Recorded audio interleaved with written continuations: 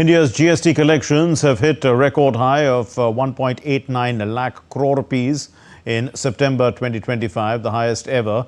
Now, the surge comes after major GST reforms rolled out on September 22, bringing relief to traders, patients, as well as home buyers. Now, from healthcare to real estate and everyday essentials, these reforms are being hailed as the real Diwali gift for the people. Here's our report. There has been a record turnover of goods and services tax in September 2025, with monthly gross collections touching 1.89 lakh crore rupees. Moreover, nation's mood is upbeat after the next-gen GST reforms implemented on 22nd September this year. Be it traders or common man, every segment of society is hailing this move. The GST revision, we can feel the difference when we do the purchase. There are lots of margin difference in different products which we use in household daily activities. So there is probably like the monthly budget that we are planning in a family basis. There is a much more difference between the usual price and after the GST revision. Prices of goods have stabilized with the tax system becoming transparent, leading to ease of doing business. The Indian government has also done away with GST rate on life-saving drugs and health insurance. This move is a big relief for patients suffering from serious diseases. Reduction in the drug GST will reduce ultimately the cost of drugs, which can be utilized by many more cancer patients, and the cure rates and control of cancer rates will increase, and many more patients will be cured and benefit from this step. People of Hyderabad termed the doing away of GST on insurance a very welcome step. The new reforms, what it has been taken by our Honorable Prime Minister Sri Narendra Modi, we welcome those reforms. In medical insurance and life insurance also, it totally abolishes the GST, which is a very positive and good move on the part of central government. The GST rate reduction has also given a big boost to the real estate sector.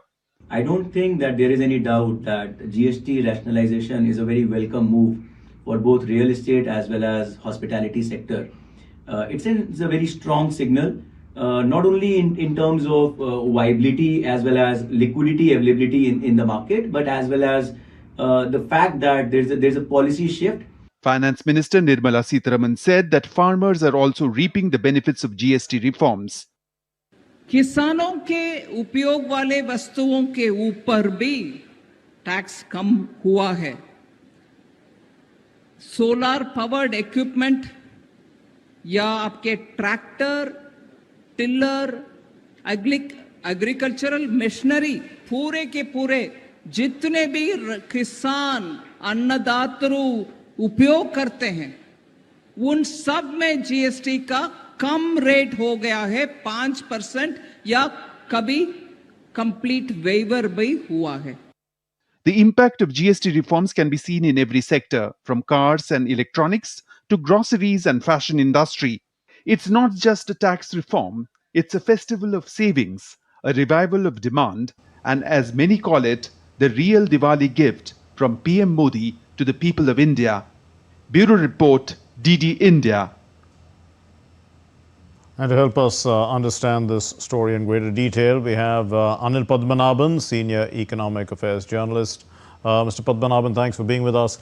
Now, to what extent has, the GST 2.0 contributed to, let's say, better compliance, also the higher collections that we are talking about, that the story referred to as well?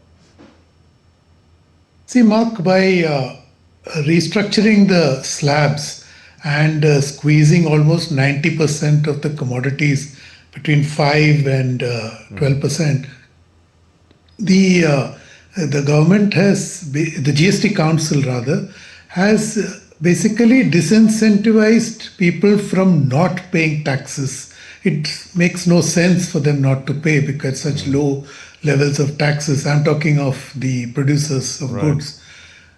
On the other side, the classifications also which have been shrunk, all of this have contributed to creating an ease of doing or rather living for the average consumer in this country.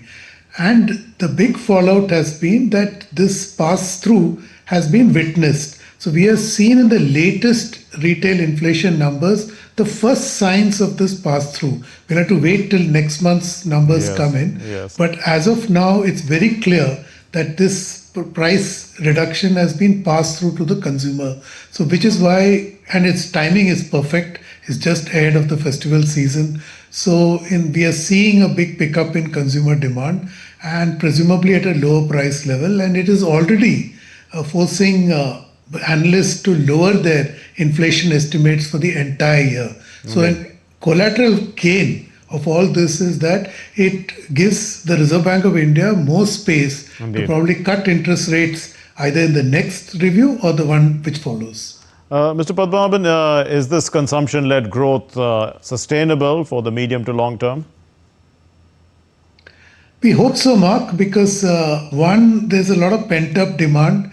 Secondly, the reduction in prices has created a kind of space in household budgets. Fine. Thirdly, what we have seen, which is not related to GST, but it impacts consumer demand, is that gold prices have gone through the roof. And a recent study says that India's household own like 3.8 trillion dollars worth of gold. And we already know gold loans, etc., are very popular in India. So I suspect households will exploit this opportunity to probably, trade in their gold for cash, which would again create another wealth effect in the households of this country. All of this contribute to demand being sustained, and of course, finally, an excellent monsoon that we have just seen creates another, base as far as the rural economy goes, because it creates a better prosperity, thereby more real income, more income, and of course, falling inflation creates a lot of real income. So there is a kind of wealth effect taking root in the entire economy. So I presume this will sustain over the next few months too, despite all the inclement circumstances that we are witnessing externally. Can we also say that, increased digitalization, e-invoicing and all these things are also helping the surge in GST revenue? Oh, absolutely, Mark. There's no doubt about it. I think the GST was built on a digital framework, and it took a lot from the UPI framework. And we have seen what UPI has done on digital transactions in this economy. Various estimates are floating around. I think about 80 to 90% of transactions are now done digitally. And last month, some 20 billion transactions were done. Of this, about 70% are between around 200, less than 200 rupees, which means it is being done by the masses and not some elites using their own mobiles or digital forms of transaction. So it's been very inclusive. So definitely the plumbing in the Indian economy has improved dramatically thanks to the digitization efforts in various spheres, including GST. And is the economic expansion also a result of then the structural improvements that we're talking about? Also, good policy decisions. I mean, the reforms are important that are bringing about all this pent-up demand, this surge, the consumer going out and buying things. Oh, absolutely, Mark. In fact, if you look back at the last 5 years,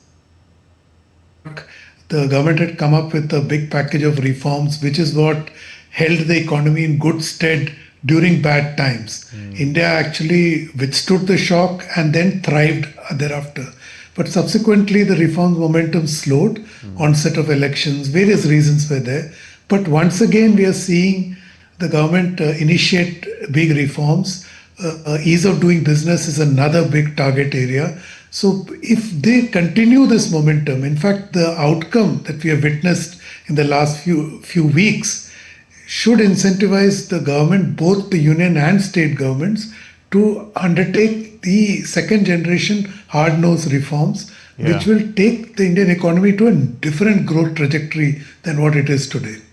And finally, Mr. Padmanabhan, are there any risks for fiscal stability going forward, or everything looks pretty stable?